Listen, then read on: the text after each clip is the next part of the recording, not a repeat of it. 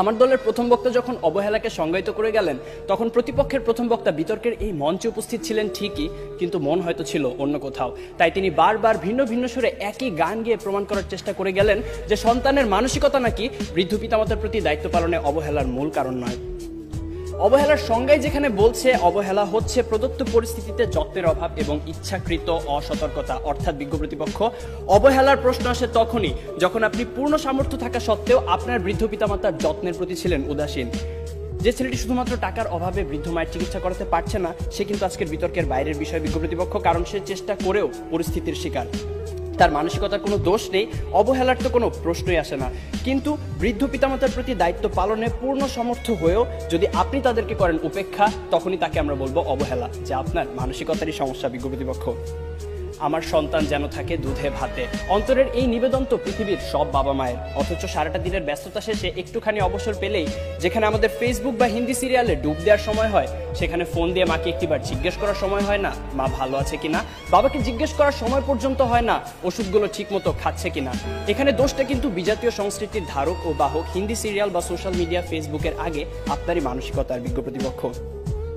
একজন সুস্থ মানুষ সর্বোচ্চ 45 ডেল একক পর্যন্ত ব্যথার সম্মুখীন হতে পারে, আর সন্তান জন্মদানের সময় আমাদের মায়েরা যে পরিমাণ ব্যথার সম্মুখীন হন তা 57 ডেল এর কিছু বেশি, যা একজন সুস্থ স্বাভাবিক মানুষকে প্রয়োগ করা হলে অনায়াসে তার 20টি হাড় ভেঙে যাবে।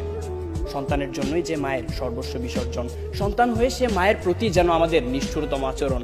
আর এর পেছনে মানসিকতায় যদি দায়ী না হবে, তাহলে কেন নারায়ণগঞ্জের ফতুল্লা শাসনগাঁও এলাকায় ভরণ পোষণ থেকে বাঁচতে সন্তানদের দ্বারা বস্তাবন্দি অবস্থায় রাস্তায় ফেলে যাওয়া 80 বছর বয়সী বৃদ্ধা হাসিনা বেগম সেদিন মারা গেলেন?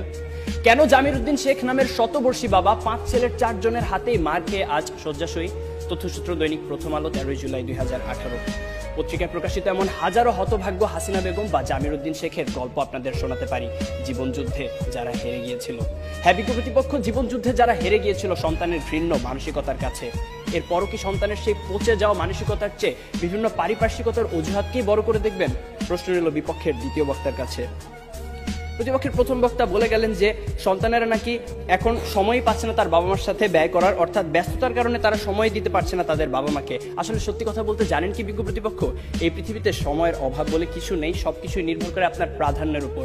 তাই দিন শেষে আপনার প্রাধান্য যদি পিতামাতা না হয়ে হয় ডিজনি প্লাস বা নেটফ্লিক্স, মানসিকতার দিকে আঙুল তো উঠবেই। মাননীয় সভাপতি প্রতিপক্ষের প্রথম বক্তার বক্তব্য থেকে এটাই পরিষ্কার যে তারা মানসিকতা নয়, বরং সন্তানের সুশিক্ষার অভাবকেই দায়ী করে গেলেন, যার কারণে প্রভাবিত হচ্ছে মানসিকতা।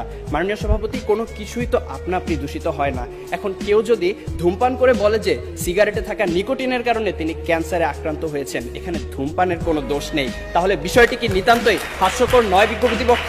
তাই আজ বুঝেই হোক আর না বুঝেই হোক, আপনারা কিন্তু বৃদ্ধ পিতামাতার প্রতি দায়িত্ব পালনের অবহেলার মূল কারণ হিসেবে সেই মানসিকতাকেই দায়ী করে গেলেন। ধন্যবাদ আমাদের সাথে একমত পোষণ করার জন্য। প্রতিপক্ষের প্রথম বক্তার মতে বর্তমান সমাজে বাবা মায়ের মধ্যকার অশান্তি, ঝগড়া ইত্যাদি দেখে অবহেলায় একটি বড় হওয়া একটি সন্তান তো সেগুলোই শিখবে। কিন্তু বিজ্ঞ প্রতিপক্ষ, একই পরিবারে বেড়ে ওঠা 2টি সন্তানের মধ্যে যখন এক ভাই হয় সমাজে উচ্চ প্রতিষ্ঠিত আর আরেক ভাই হয় মাদকাসক্ত বেকার, তখন আপনি কি বলতে চাইছেন যে তাদের বাবা মা তাদের দুরকম শিক্ষা দিয়েছে? অর্থাৎ আমি এটাই বোঝাতে চাইছি যে পরিস্থিতি যেমনই হোক না কেন, ভালো মন্দের বিচার করার মানসিকতা বা বিবেক সে তো আপনারই হাতে।